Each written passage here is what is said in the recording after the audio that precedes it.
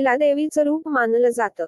हिंदू धर्मामध्ये मात्र अशा काही घटना आहे जी की स्त्रियांनी करताना जर पुरुषांनी पाहिलं तर ते मात्र नक्कीच घातक ठरू शकते आणि सर्वांना माहीत आहे की आपला धर्म स्त्रीला खूप मोठा दिलासा देते.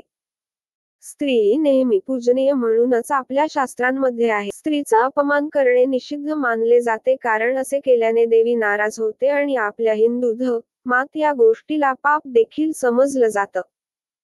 म्हणून कोणत्याही परिस्थितीमध्ये महिलांशी गैरवर्तन करू नये.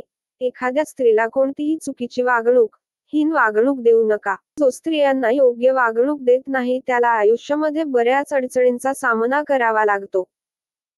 आपल्या शास्त्रात या गोष्टी काही लोक नकळतपणे करतात किंवा काही पुरुष जाणीवपूर्वक करतात. स्त्रिया आंघोळ करताना स्त्रियांकडे पाहणे शास्त्रांमध्ये निषिद्ध मानले गेले आहे. काही लोकांना नजरचुकीने हे घडते पण काही लोक मुद्दाम करतात. आंघोळ करत असलेल्या स्त्रीला पाहणे खूप मोठे पाप समजले जाते. असे म्हटले जाते की या स्त्रियांना असे पाहिल्याने डोळ्यांना पाप लागते व त्याचे परिणाम अतिशय वाईट होतात.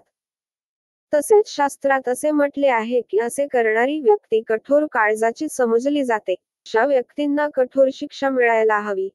कारण की जर एखाद्याकडून ही चूक घडत गेली तर देव त्याला क्षमा करू शकतो, परंतु जर कोणी जाणून बुजून मुद्दाम करत असेल तर त्या व्यक्तीला देव कधीच माफ करू शकत नाही. म्हणून कोणत्याही कारणास्तव कोणत्या व्यक्तीने अशी चूक केली तर शिक्षा ही भेटतेच. घरी गरिबी येणे, भयानक रोग होणे, अंगाला दुर्गंधी येणे. स्वप्नशास्त्रामध्ये असेही सांगितले आहे की जर एखाद्या स्त्रीने पुरुषाला आंघोळ करताना पाहिलं तर तिला लवकरच खरे प्रेम भेटते. तसेच या व्यतिरिक्त एखाद्या माणसाने एखाद्या स्त्रीला स्वप्नात आंघोळ करताना जरी पाहिले याचा अर्थ असा आहे की त्याच्या आयुष्याची सुंदर सुरुवात लवकर होणार आहे. आपल्या बाळाला स्तनपान करताना म्हणजेच आई बाळाला दूध पाजत असेल तर नेहमी सावधगिरी बाळगते.